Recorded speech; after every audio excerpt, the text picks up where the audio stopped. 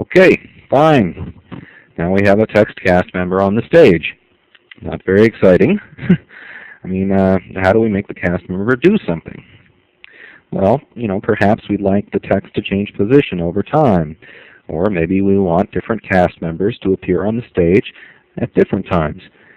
In Director, it is the score that allows us to control what happens on the stage. One way to access the score window is by selecting Score under the Window menu.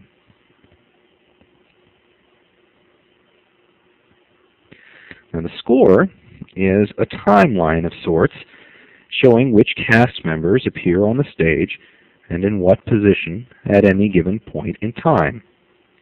It's arranged like a table or a spreadsheet. Time runs along the x-axis with each column, which are called frames. Each column represents a given period of time. Now along the y-axis here run rows called sprite channels. Sprite channels are where the cast members that we place on the stage appear in the score. And we can see this here. We have our cast member represented by this sprite appearing in the sprite channel 1 in our score. Now the spot where the x and the y axis meet is called a cell, and the cell is just represents a specific time at which that sprite appears on the stage. Now, every time we drag a cast member from the cast window onto the stage, it appears as a sprite in the next available sprite channel. Let's take a look at that. Okay, now we can see that. We just added it there. It appears in the next available sprite channel. Okay. Similarly, if we drag a cast member onto a sprite channel, it appears as a sprite on the stage. So let's do that. Drag it here. It appears on the stage. We don't see it because it's hidden behind this window. Let's move it aside here. And there we go. It's right there. We can move this up here so that we can see all of it. Okay.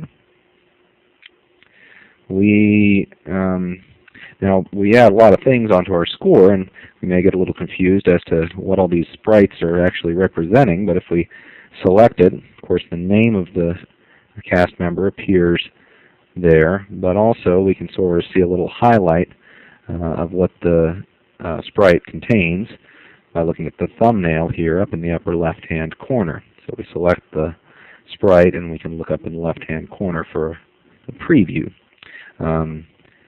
Similarly, if we select a sprite in the score, the corresponding sprite is highlighted on the stage.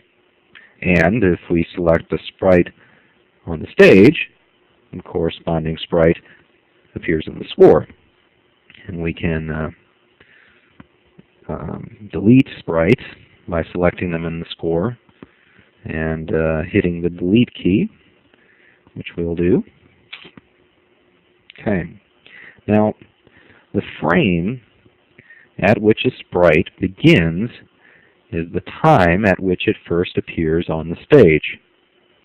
When we play our movie, the playback head, which is this red thing here, progresses from frame to frame, displaying the contents of all the sprite channels for that frame. By default, each frame corresponds to 1/15 of a second. Therefore, if we have one sprite starting at frame 1 and continuing until frame 28, that sprite will appear on the stage for about 2 seconds. Now if we then add another sprite starting at frame 30 and continuing through frame 48, let's do that.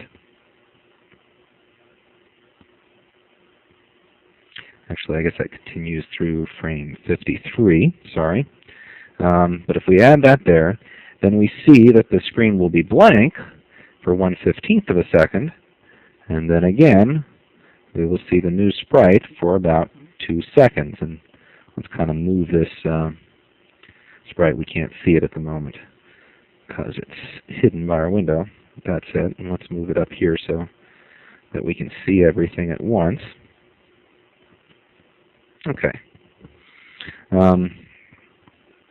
Now, we can see this kind of play out, right, what our movie is going to look like by hitting the rewind button at the top of our director window here, and then hitting the play button. Now, as I play this, look at what happens in the score and compare it to what's happening on the stage.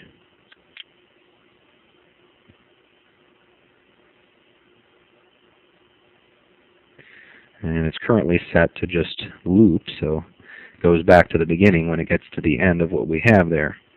Okay, so it's just keeping going.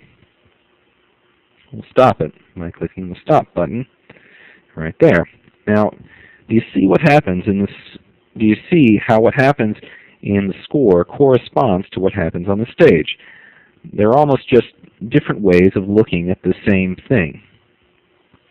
Let's delete this one here. And let's go back to frame 1.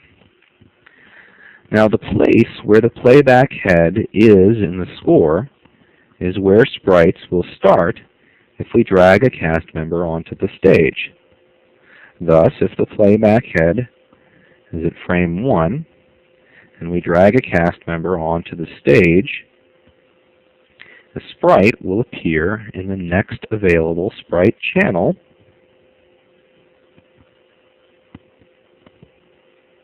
in the score at frame 1. Okay?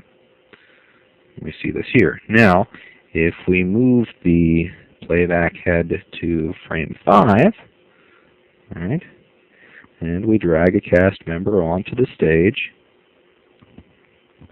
the cast member will appear in the next available sprite channel starting at frame 5. Okay. So let's delete that. And let's delete that. Let's move this one over a little bit. Okay. Now, the sprite channels are numbered starting at 1 at the top of the score here, and progressing from there. If you add 5 sprites to the stage, all of them starting at frame 1, each one will appear in the next available sprite channel. Let's do that.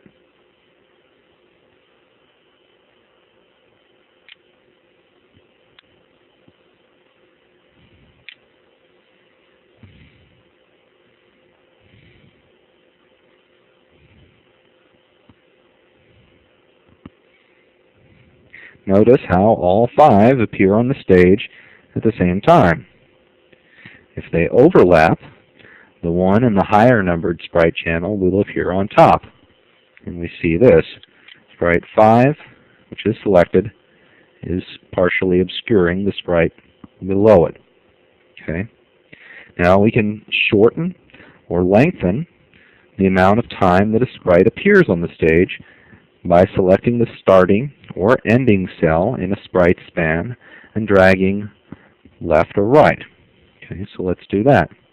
Let's make these appear sort of staggered. If we select this and we drag it to frame 5, that won't appear until 5 frames have gone by. Drag this one. That one won't appear until 10 frames have progressed. And we drag this one. It won't appear until 15 frames have progressed. And finally, let's drag this one to 20. Okay. And let's take the back ones here and let's drag this back, okay, to 10. What that means is that after frame 10, this particular sprite is not going to be on the stage. Okay. And let's take the sprite 2 and drag it back so that by the time it reaches sprite 15, that's the last frame this sprite will appear in. Okay, let's drag this one back to 20, and it will disappear after frame 20. Let's drag this one to 25, and let's drag this one out to 30. So they're all 10 frames long. So this one will appear, and it will kind of overlap with this one. Okay, and this one will appear overlapping with the one above it, and so forth.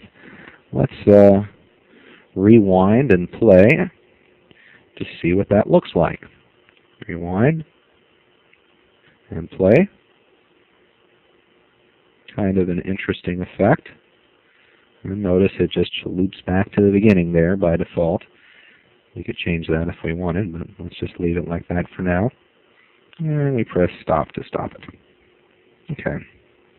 Now, just as we can change the length of the sprite span, we can also move each of these sprites by selecting any of the cells in the middle of the sprite. We select the whole sprite span. That's what this is called, a sprite span. Okay. If we select the middle of it, it selects the whole thing. If we select the beginning or the end, then it just selects that one. Okay. So we select the whole thing. We can select it and we can drag it. Suppose we drag this one down here. Well, now if we go here, this one is actually underneath that one. So we can change the layering of our different sprites by doing that. We could move this one maybe up to the first sprite channel if we want.